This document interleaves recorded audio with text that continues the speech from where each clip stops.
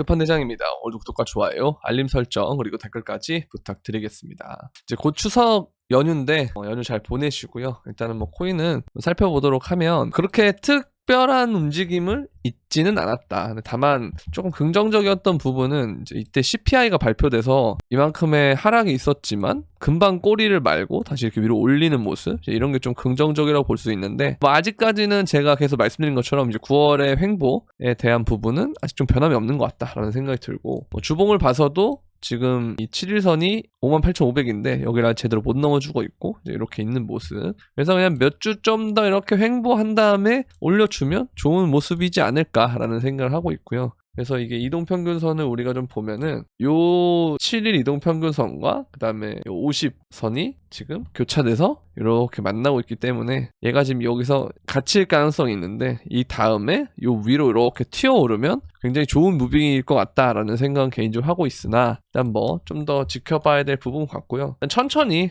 이 시간을 통해서 기간 조정을 통해서 올려주면서 가격대를 해주면 좋고, 근데 다행히 여기서 제가 이 구간을 지켜줘야 된다라는 말을 했는데 이걸 깰 때 내심 이거 또 빠지나 이런 생각을 살짝 했지만 빠르게 말아 올린 게 일단 굉장히 긍정적이었던 것 같고, 그래서 이제 큰 틀에서는 이러한 조그마한 수렴대에서 이렇게 이제 갔다가 내려갔다가 올라가는 그러한 움직임을 보이면 굉장히 베스트일 것 같다. 다만 이렇게 하다 보면은 시간이 요 밑에를 보면은 10월이라고 적혀 있잖아요. 그래서 9월까지는 좀 그런 움직임이 보여줄 가능성이 높고, 10월이 되더라도 바로 이렇게 올라가는 게 아니고 좀 더 시간이 걸렸다가 뭐 10월 중순부터 이렇게 올라갈 수도 있어요. 그거는 이제 좀 지켜봐야 될 부분이라 일단은 이 부분은 좀 참고하시면 좋을 것 같고요. 다만 우리가 이제 이러한 움직임을 보이면서 도미넌스가 올라가기도 하지만 생각보다 다른 알트들의 약진이 조금씩 있다라는 거, 그런 부분도 생각할 필요가 있는데, 근데 그럼에도 불구하고 이 도미넌스가 이렇게 오른다는 것은 한 번 더 이렇게 치고 올라간 다음에 이렇게 떨어질 여지가 있다. 아니면 이제 여기서 이렇게 갔다가 이 저항을 맞고 떨어지는 이제 두 가지 가능성이 있을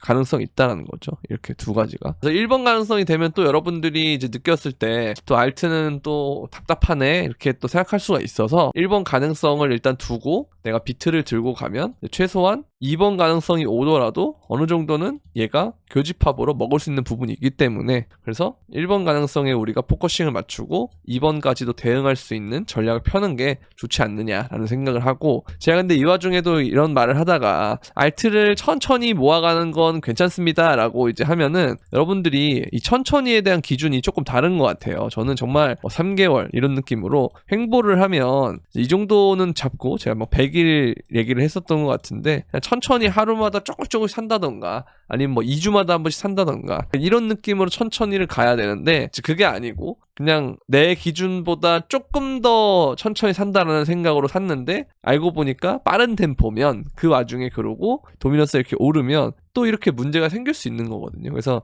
여러분들 항상 이 천천히라는 기준에 대해서 좀 더 명확하게 잡는 것이 중요할 것 같다라는 생각을 말씀드리고 싶고요. 여전히 제가 강조드리고 싶은 것은 이 스테이블의 공급량이 굉장히 늘어났다. 엄청나게 늘어났다라는 거죠. 그리고 특히 제가 계속 강조드리는 부분은 ETF 승인 이후에 USDT도 많이 늘어났고, 근데 USDT는 2023년에도 많이 늘어났는데 USDC의 경우에는 2023년에는 줄었으나 2024년에 ETF가 된 다음에는 이렇게 보시면 많이 올랐다라는 거죠. 그래서 이 두 가지가 같이 오름으로써 2024년 이후로 지금까지 쭉 이렇게 강하게 오르는 모습을 볼 수가 있는데, 이게 지금 우리의 시세에, 크립토 시세에 정확하게 반영이 되지 않았다는 거예요. 이게 안 됐다는 거. 그래서 이 부분은 우리가 좀 생각해 볼 필요가 있고, 이것 자체가 저는 괴리율이라고 생각을 하거든요. 그러니까 이 설명을 제가 드린 적이 있는데, 우리가 이동평균선을 보는 것은 이 괴리랑 똑같아요. 캔들이 여기서 막 가격이 올라요. 근데 가격이 오르다 보면 어느 순간 되면 이 평균에 맞춰서 이 되돌림이 오게 되거든요. 그럼 이게 이제 바로 우리가 눌림목이라고 하는 것이고, 반대로 이동평균선을 하회하는 움직임으로 이렇게 빠지면 너무 이 갭이 커지면은 여길 맞추려고 하는 움직임이 있다라는 거죠. 그래서 보통 우리가 일반적으로 봤을 때 요즘에 그 상승들이 코로나 이후에 2021년의 불장은 유동성 때문이다 라는 얘기를 많이 하는데, 이 유동성을 코인으로 봤을 때는 스테이블 코인 유동성이라고 볼 수 있잖아요. 근데 얘네들이 이만큼을 더 올렸는데도 불구하고 우린 아직도 2022년에 그리고 2021년에 그 알트의 가격을 보지 못하는 애들이 너무 많다. 그래서 그것 자체가 엄청난 괴리가 아닌가 라는 생각을 하고 있다라는 것까지 말씀드리고 싶고, 그래서 이제 이걸 보면은 비트코인이 이제 사이클 3번째 돌파 준비 중이다라고 돼 있는데 항상 이런 구간들이 있었어요. 이런 구간들마다 있었는데 지금도 여기에서 이게 하나의 월봉이기 때문에 요 캔들 하나가 한 달짜리거든요. 그래서 뭐 10월이나 11월 이럴 때쯤에 좋은 움직임 보여주지 않을까. 그래서 9월까지 우리가 좀 안 좋을 수 있다. 그러니까 안 좋다는 게 그냥 지루하다라는 거예요. 지루하다는 거. 그죠? 이렇게 보면 되고. 그리고 보통 제가 그 월 초에 저점이 많이 만들어진다라는 말씀을 드렸잖아요. 보면 이때도 9월 6일이고 이때 8월 5일이고 여기가 7월 5일, 여기는 5월 1일, 여기가 3월 5일. 그러니까 보통 1일에서 6일 사이에 저점이 많이 나오는데 이번에도 만약에 이게 맞다면 9월 6일에 이 눌림이 있었고 그 다음에 이걸 빠르게 V자 형태로 지금 말아 올렸단 말이죠. 그래서 이러한 무브를 보여줬다라고 하는 건 그 다음에 뭐 이러한 눌림이 있고 난 다음에 얘가 올랐듯이 마찬가지로 이제 그런 움직임을 보여줄 수 있지 않을까라는 생각하고 있어서 우리가 명절 때 좀 올랐다가 좀 눌렸다가 뭐 이렇게 가주면 굉장히 좋은 그림일 수 있다라는 말씀을 드리고 싶어서 일단 이번 명절 잘 보내시길 바란다라는 말씀을 드리고 싶습니다. 어차피 우리는 포지션을 다 거의 갖춰놓고 조금씩 그냥 뭐 산다 이런 마인드로 하는 거기 때문에 전혀 문제가 없다라고 생각을 합니다. 그래서 그냥 원칙대로 가는 거고 그냥 순리대로 가주시면 될 것 같아요. 그래서 너무 이 움직임 하나하나에 내가 지금 목 빠져라 있는 것보다는 항상 우리가 생각하는 저점은 뭐 이동평균선을 보더라도 그 차트를 보는 사람들이 굉장히 애매하게 만들어놔요. 그러니까 요거처럼 이때가 지나고 보면 저점이지만 이때 살 생각을 못하게 하듯이 이때도 마찬가지죠. 여기도 마찬가지고 이제 그런 것처럼 항상 지나고 보면 저점인 경우들을 많이 보여주고 현재의 모습으로 봤을 때는 굉장히 저점 같지 않은 순간들이 지나고 보면 저점인 경우가 많기 때문에 이런 부분을 놓고 보면 우리가 그냥 천천히 시장을 참여한다라는 생각을 해주는 게 제일 좋지 않느냐 라는 말씀을 드리고 싶습니다. 자, 우리 아까 전에 말한 거랑 되게 비슷한 내용인데요. 보면은 글로벌 유동성에서 이렇게 이제 교차되고 브레이크아웃을 하는 그 순간에 보통 많이 오른다라는 얘기가 있는데 실제로 얘가 이 브레이크아웃을 하고 난 다음부터 이러한 고각의 움직임이 슬슬 보여주는 때게요. 근데 지금도 어쨌든 브레이크아웃을 했기 때문에 뭐 9월이 좀 끝나고 10월 정도가 되면 혹은 10월 중순 이때가 되면 좀 더 좋은 모습을 보일 수 있을 것 같다라는 저도 생각하고 있는데 일단 그거를 하려면 아까 제가 말씀드린 대로 이제 이러한 움직임을 가져야 돼요. 이렇게 갔다가 뭐 눌렸다가 이렇게 올라가는 이제 이러한 움직임을 보여주면은 베스트다라고 생각합니다. 뭐 더 빨리 가주면 더 좋은데 그런 것보다는 천천히 가는 것도 나름 괜찮은 것 같아요. 왜냐면 개미들 자체도 많이 없고 그 다음에 이제 기관들도 좀 이제 아리까리하는 것 같고 그 다음에 이제 고래들도 조금 이제 아리까리한 것 같아요. 그러니까 모을 애들은 계속 모으는데 들어왔던 애들 중에서도 나간 애들이 있는 것 같거든요. 이제 이런 부분들도 있고 그다음 플러스로 또 뭐냐면 이제 대선에서 조금 이따가 제가 말씀을 드릴 건데 이제 어제 토론을 했잖아요. 근데 토론했는데 생각보다 제 생각보다 해리스가 좀 선방을 해가지고 더 박빙이 됐어요.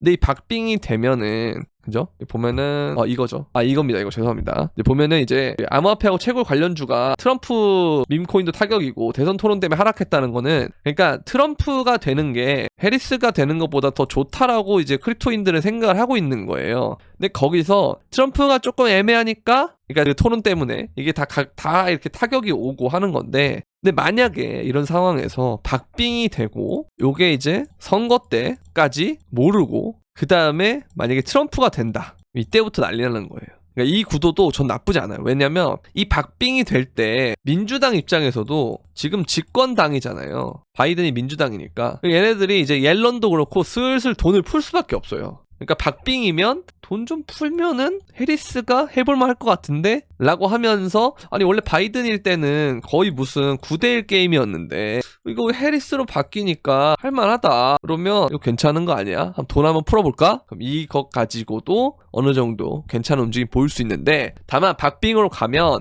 이 모습들처럼 크립토가 흔들리거나 아니면 뭐 횡보를 더하거나 그럴 수 있어요. 근데 그게 끝나고 어쨌든 선거판이 된 다음에 그 다음에 얘가 되면 그러니까 이 박빙일 때는 이 선거에 캐스팅 보트를 쥐게끔 하는 이 포퓰리즘 공약들이 남발을 하거든요.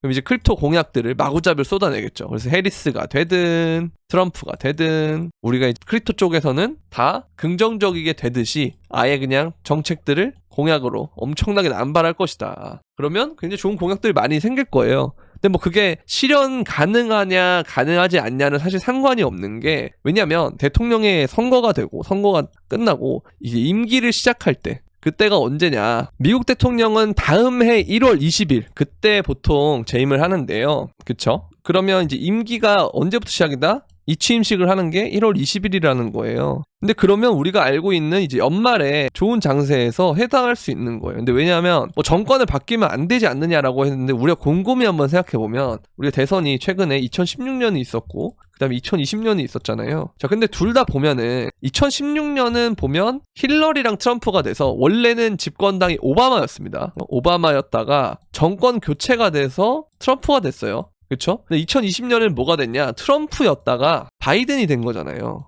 그러니까 둘 다 정권 교체예요. 상관없다. 라는 거. 그러면 정권 유지가 되면 어떻게 되는 거예요? 라고도 생각할 수도 있는데 그거는 사실 어차피 바이든에서 해리스로 바뀌는 거랑은 또 별 상관없을 거다. 그래서 어쨌든 정치적으로 봤을 때 이 두 양측 다 걱정하는 건 뭐냐면 집권 초반에 조기 레임덕이 오면 좋지 않아요. 왜? 대선 자체가 박빙일 거기 때문에. 박빙이라는 건 그만큼 결과에 승복하지 않을 만한 사람들이 많다는 거거든요. 뭐 예를 들어서 나는 공화당 지지자인데 해리스가 많이 됐어요. 그럼 이거 부정선거 아니냐 이렇게 할 수도 있는 거고 결과에 승복하지 않은 사람들이 많을 거고 반대의 경우도 마찬가지. 내가 만약에 민주당 지지자인데 트럼프가 됐다. 그러면 이거 부정선거다. 유권자가 이렇게 많은데 무슨 소리 하냐. 이렇게 될 수가 있는 거거든요. 자, 그러면 그만큼 박빙이라는 것은 그만큼 반대가 많다는 거예요. 내가 뭘 할 때. 그럼 이거에 대해서 보통 집권 초기에 지지세를 가져가려면 흠을 잡히면 안 되거든요. 근데 흠 잡히기 가장 좋은 게 뭡니까? 경제예요, 경제.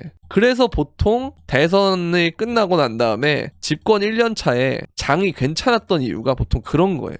그래서 그때 당시에 돈을 찍고 포퓰리즘을 할 수밖에 없는 이유가 좀 그런 건데 이런 걸 좀 생각을 해보면 뭐 정권이 바뀌든 안 바뀌든 상관없지만 어쨌든 미리 오르는 것보다 박빙이 된 다음에 대선 기간 동안 박빙으로 돼서 좀 치열하게 싸운 다음에 그 기간 동안 크립토에 대한 공약들 남발해주고 그 다음에 이제 1월 20일 이 취임식 하기 전까지 기대감으로 올라주고 대선 끝나고 기대감을 올라주고 그 다음에 그 이후로도 집권 초반이니까 돈 뿌리기 하면서 가져가 주면 2025년까지는 그래도 괜찮은 장세가 펼쳐지지 않을까 이런 생각을 좀 개인적으로 하고 있단 말이에요. 그래서 대선이 정말 중요하고 근데 비트코인이 되게 신기한 건 반감기 사이클마다 항상 대선이 있었고 대선마다 돈 풀기가 있었고 유동성 장세가 많이 일어났다라는 거. 그래서 코인에 항상 반감기 사이클이라는 게 있구나라는 생각을 하게끔 만드는 그런 요인들로 작용을 했다라고 보시면 될 것 같아요. 그래서 이런 말씀을 좀 드리고 싶습니다. 자, 그리고 이 골든크로스 정말 좋은 신호예요.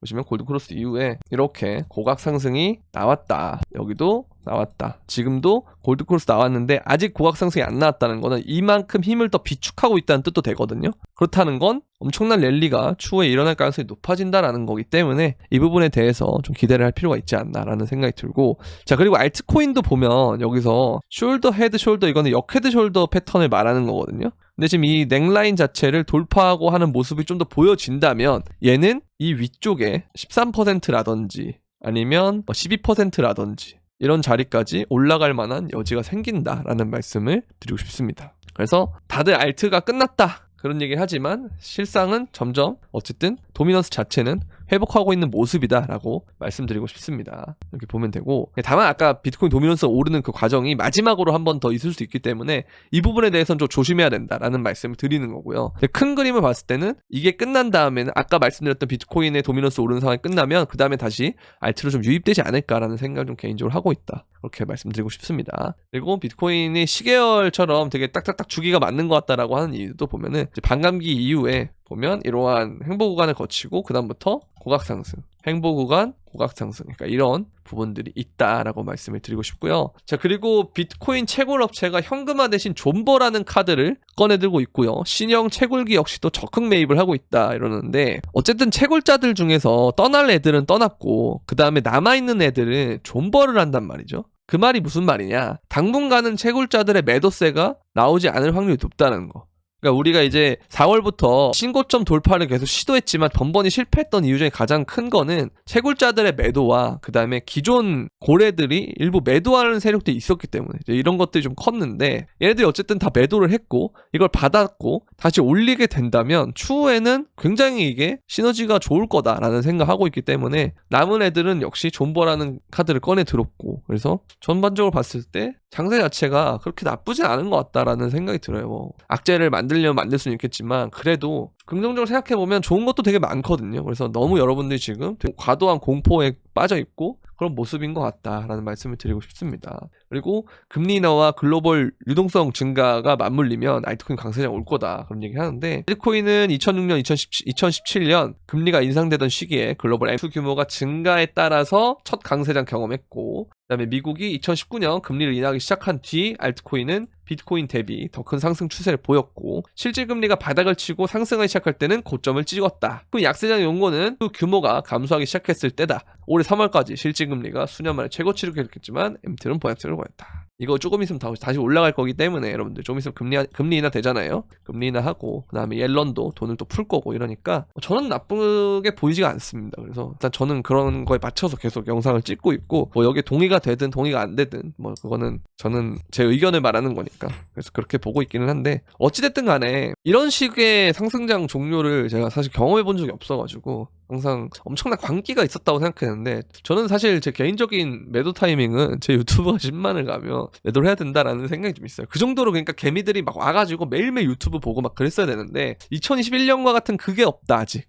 그래서 이 부분이 좀 올 필요가 있는 것 같다라는 생각이 들어요. 그렇죠? 그래서 그런 시간들이 아직 저는 남아있다고 보기 때문에 계속 영상을 꾸준히 찍고 있는 거고, 그리고 투자도 계속 하고 있는 거고요. 코인 투자에 대해서 여러분들도 이제 좀 지치고 힘들고 그런 순간들이 지금이잖아요. 정말 떡락할 때는 사람들이 그래도 떡락 도파민이 있어가지고 이제 조회수도 좀 나오고 그 다음에 시장에서 떠나지 않고 막 그러는데, 오히려 이렇게 번번이 좀 오르려고 하면 좌절되고 좀 떨어뜨려 놓으면 좀 있다가 올라왔고 박스권 만들고, 이런 장세가 굉장히 지루해하고 시장을 떠나는 순간들이 옵니다. 근데 그럴 때 너무 지루하게 있다가 어느 순간 고각 상승이 나왔을 때 내가 그 고각 상승을 참여할 수 있다라고 하기 보장이 없잖아요. 그래서 이 시장을 항상 천천히는 보되 급하지 않게는 보는 게 맞아요. 그런데 아예 떠나거나 이런 거는 좀 아닌 것 같다라는 생각을 드리고 싶습니다. 그래서 오늘은 여기까지 하도록 하겠고요. 도움이 되셨다면 구독과 좋아요, 알림 설정 그리고 댓글까지 부탁드리면서 그럼 안녕.